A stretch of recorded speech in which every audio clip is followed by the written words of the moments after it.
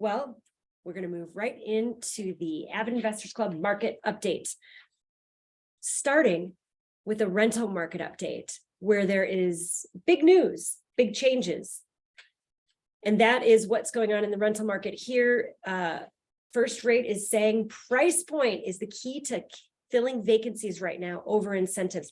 Show of hands or waves online. Does anybody have a rental with vacancies right now? Doug, anything to say on those?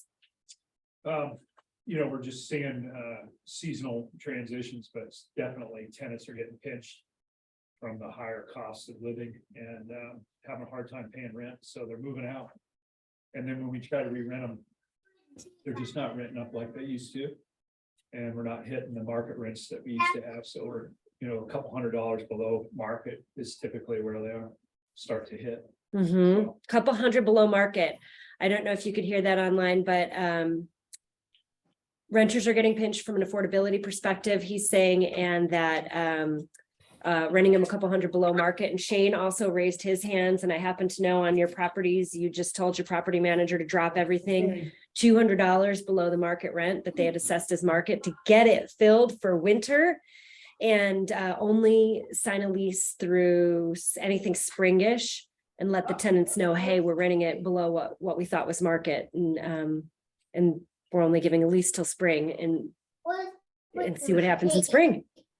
So yeah, it's suddenly there are vacancies. For a while there, we weren't seeing any. It is seasonal. We do expect to see seasonal vacancies right now.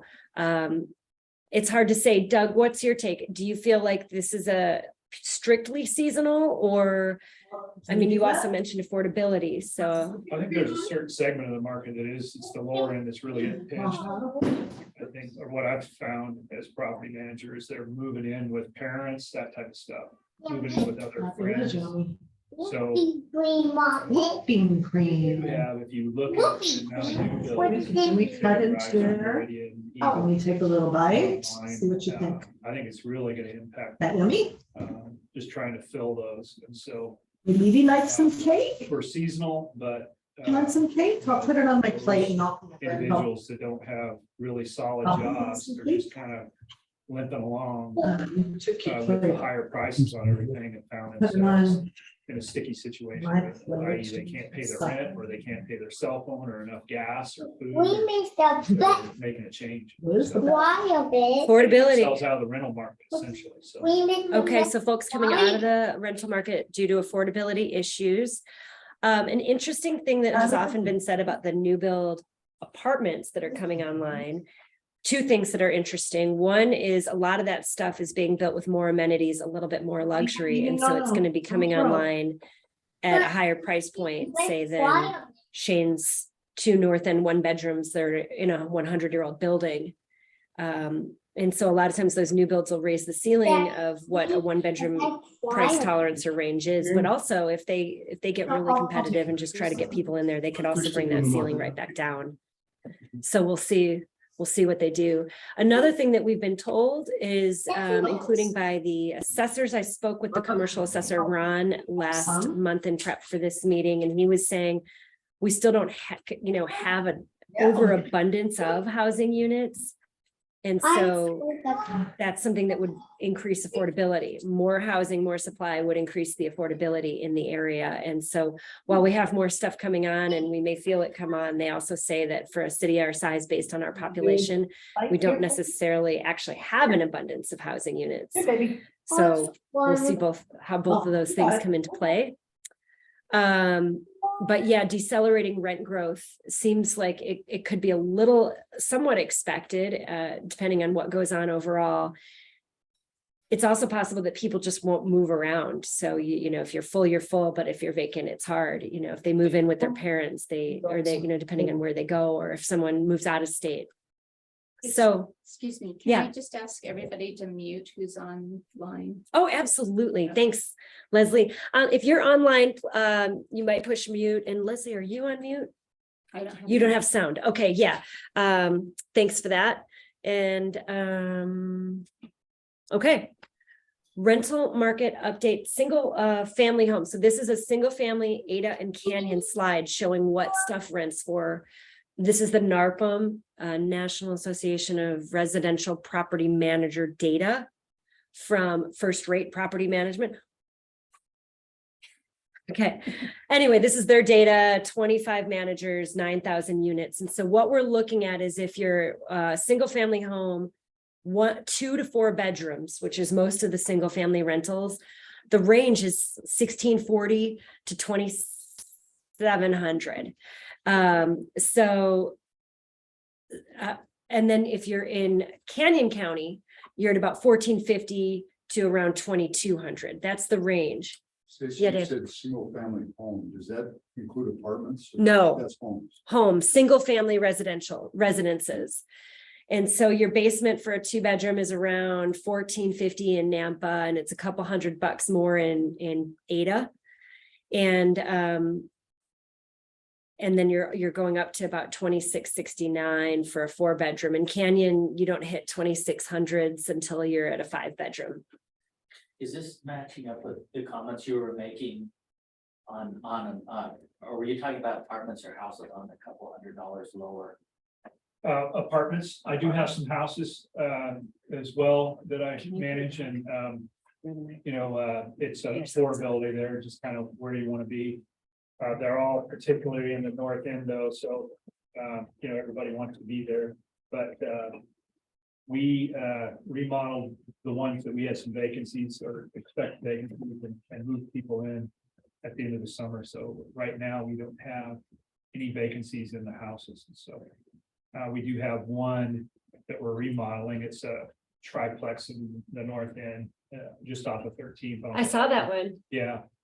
And anyway, we'll see where that re-rents at, but I'm sure it'll fill quickly. There's just not enough rentals in the north end. People really like to be there. So thank you. And Doug, my small 1-bedroom is a good comp for that one that you'll be renting, or I mean, Shane's and not mine.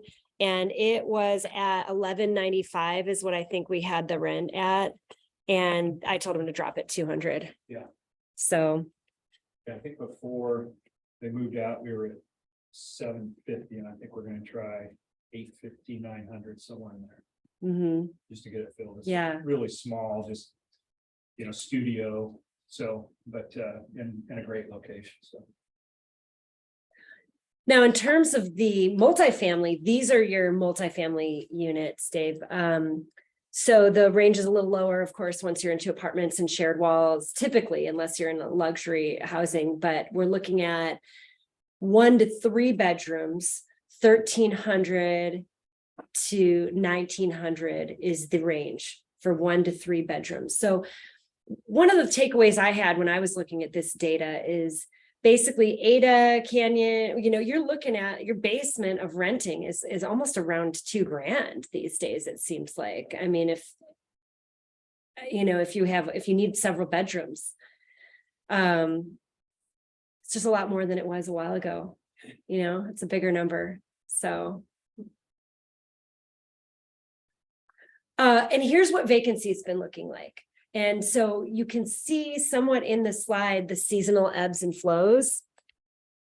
And let's see if that can come through. Can you guys online see the slide really? Oh, good. Thanks, Rich. Okay. So, you see it kind of seasonally ebbing and flowing. And right now we have a slight uptick and we're back to almost about 5%, which actually isn't a crazy vacancy rate.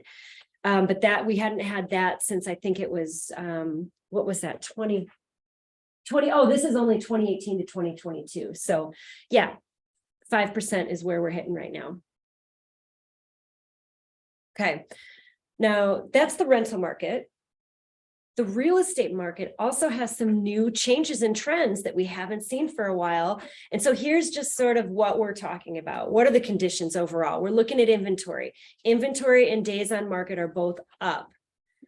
Prices are being pressed down. There's a lot of pressure from higher interest rates and with the increase in supply and in affordability and interest rates pushing demand at bay, it's affecting pricing. So we have decelerating price growth. I thought that was a nice way of putting it, with reduced activity among buyers and therefore sellers. So what this means is appreciation is slowing.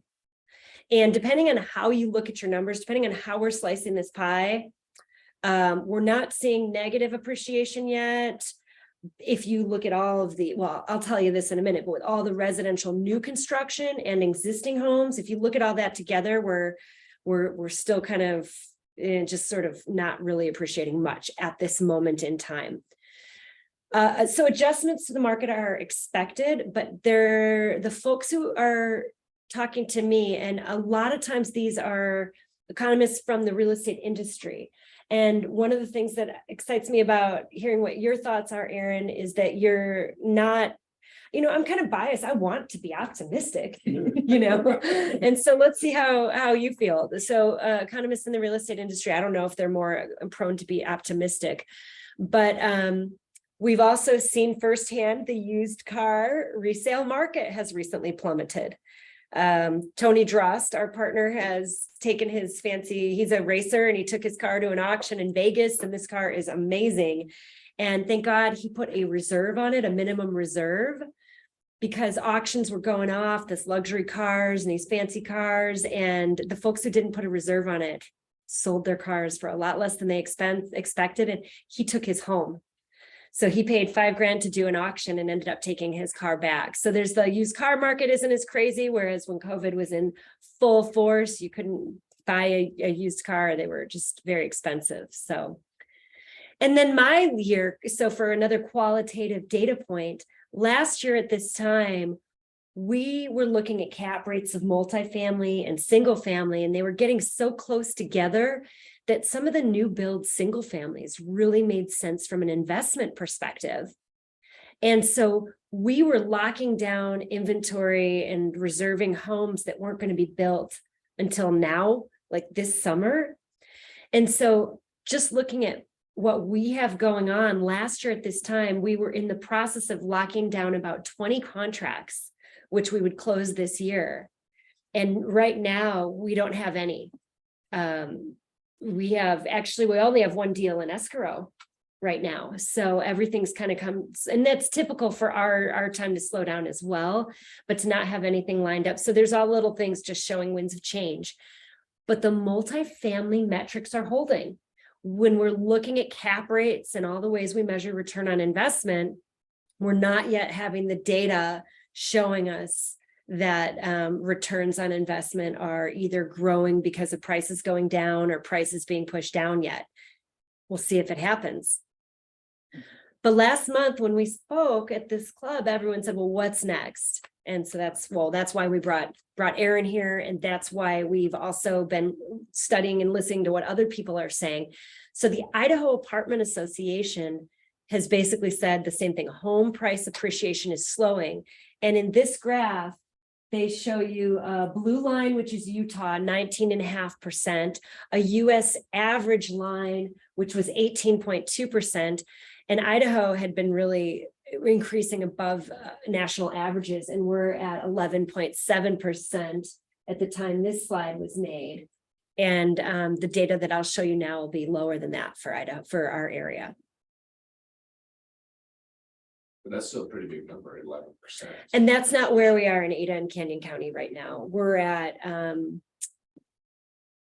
well, I'll just show you in a second.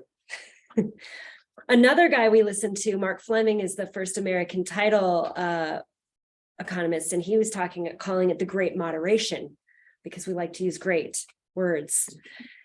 And he's saying that more pressure can be put on interest rates before finding that terminal rate for mortgage. That's his prediction, that shelter rents and wage inflation could decrease. One of the guys was worried about a spiral where you have to raise the wages to cover the inflation, but then you have to inflate to cover the wages, and that sort of thing.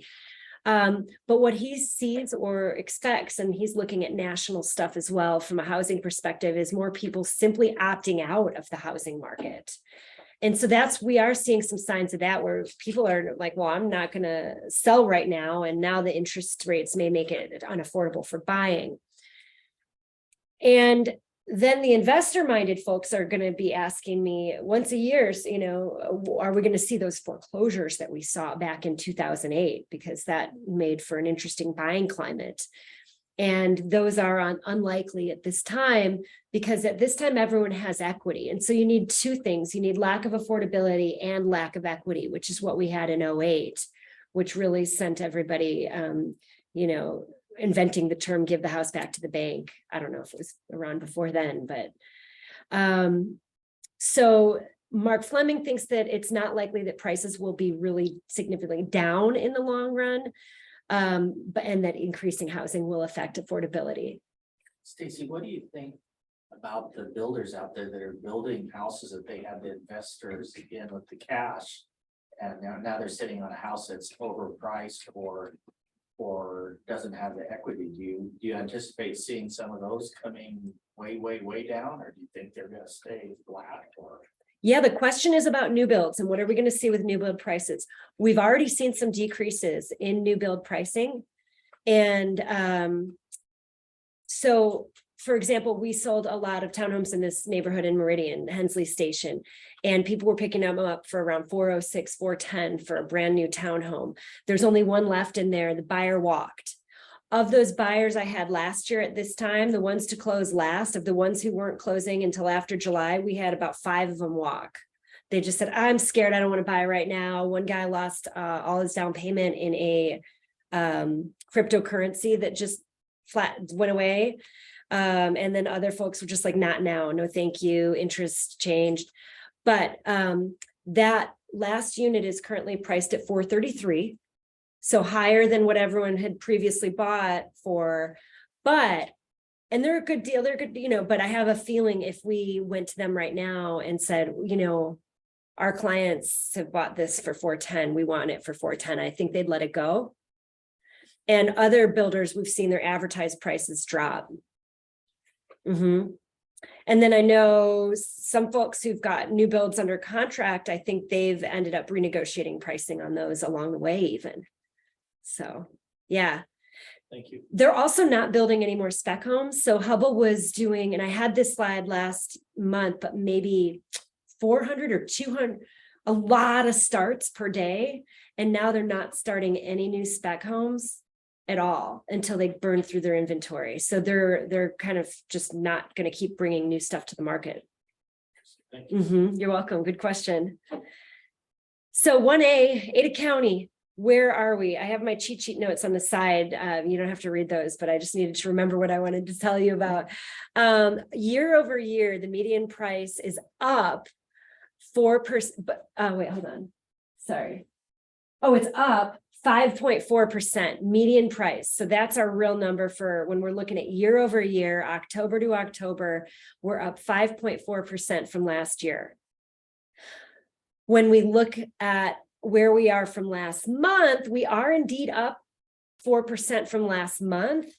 But before that, last month, I was saying for 4 months in a row, we had been down from the month prior. And if you separate out just the resale segment, if you take the new construction out of the picture, then that would be a year over year decrease. But it's that new construction that has that year over year that's keeping us up. And speaking of which, our median is 561.5 for Ada County. So median price of home, an entry level buyer might be buying at the median price of home, or but 657,000 is the median price for new construction, and 500,000 is the median price for existing / resale homes. So big difference there. And then of course, as you see here, days on market is way up, inventory way up, 87.5% year over year. And the number of homes sold is down. And that's a year over year decrease from October to October. We're down 1/3. So things are a lot slower right now than they were last year. And last year we did actually get a seasonal cool down as well. So it was our first seasonal cool down since, there was the COVID hold your breath in June, I think June of 2020 or April or May, one of those months. CBH, a mass builder, just didn't release any homes on the market. They were waiting to see what happened. And all of a sudden, bam, everyone came and we like literally ran out of homes. I may even have a graph that shows you where we ran out of homes. Like people would call me like, hey, I'm from California. I want to buy a single family home to rent. I'm like, I'm sorry, we're out of homes right now. Can you call me in 3 months? And now I'm calling them. I'm like, okay, we got homes. They're like, no, interest is too high. So in Canyon County, the median's a lot lower at 435-ish, but you'll see again, days on market way up 100%, inventory significantly up, couple thirds, and then year over year number of homes sold down. So we have some indicators, and this is an appreciation chart. And so that blue line is the percentage change, AKA the appreciation. The gray line, the gray bars are, I guess, the median, the median price of homes. And so you can see that that we're down here, you know, we're out of appreciation for the moment. In June of 2021, we were out of homes. Right now, we're temporarily out of appreciation. We'll see. Now, I know, Shane, you would have wanted this on 3 different graphs, but it's a lot of data on single family homes. But what it shows is the seasonal closings from 2010 to 2022, July. And it just shows you got your seasons. And you can see where our season's kind of a little different. You know, it's just the line graph on closed sales at the top. And then median sales price starting at 2010. And then inventory is this bottom chart. And so you can see that we actually had inventory in 2010. And then we this is about where we ran out of homes, no inventory. And then inventory spiked when things kind of paused for a minute, and we're still reacting to that. And I think now sellers are saying, we're going to wait a second before we put our homes on the market. So I got a little excited for my buyers thinking, oh, you're going to have all these choices. But in reality, what happened is folks just kind of said, oh, I'm not going to sell if they're going to, it's not going to be that fun market I heard about where you can just ask people to buy it sight unseen without an inspection and give you more money. It's not fun for the sellers anymore. But in the residential income sector, this is where we have our duplexes, our fourplexes, and these market trends. We show a decrease in inventory. Pending deals were up to 27 from 21 previously. And then sales jumped. I don't understand what happened with this slide. I copied and pasted it. It's not my verbiage. But in any event, we still have absorption is the number of homes. If we burn through all our multifamily homes, how long would it take? And the right answer in a balanced market is 3 to 6 months. We're still below 1% in most cases, at 2% for Canyon County duplexes in absorption. So we just don't have the same data mirroring the residential sector in that multifamily. I'm going to get off that slide because that is something was messed up. Sorry.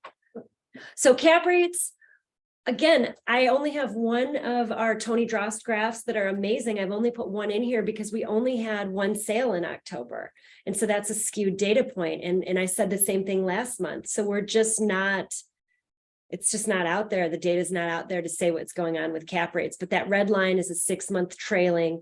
And so you can see for a while there, for a long while we were at 5, and then for a long while we were like weaving in and out of 4, and now it looks like we're probably back at 5, but the data has just kind of been so skewed it's hard to really count on it yet. So let's look at what is actually out there. Active fourplexes, since we do have more fourplexes in Idaho than a lot of states, it's a good measurement of what's going on in the market. It sets the bar. And so you can see in the purple is the O'Farrell fourplex that you saw. And in Ada and Canyon combined, we're looking at, maybe 10 or so fourplex listings. The newer ones are above 1 million and they're generating some good rents. And then the lowest price one, the Amity one in Nampa, that's a fine location in South Nampa, not too far from NNU, but that's going to be a 1999 building with window AC units. or wall AC units, no central for 700,000, probably 2-bedroom, 1-bath units. Rented currently for around 8 something and market rent's probably 1,000. So that's what you can get for about 700,000, which is kind of the bottom of the reasonable market. And then we actually do have some stuff in the 5+ right now. And these are the new builds Doug was talking about when he was saying, what happens when all these units come online? And a lot of these are 16 units, 24 units.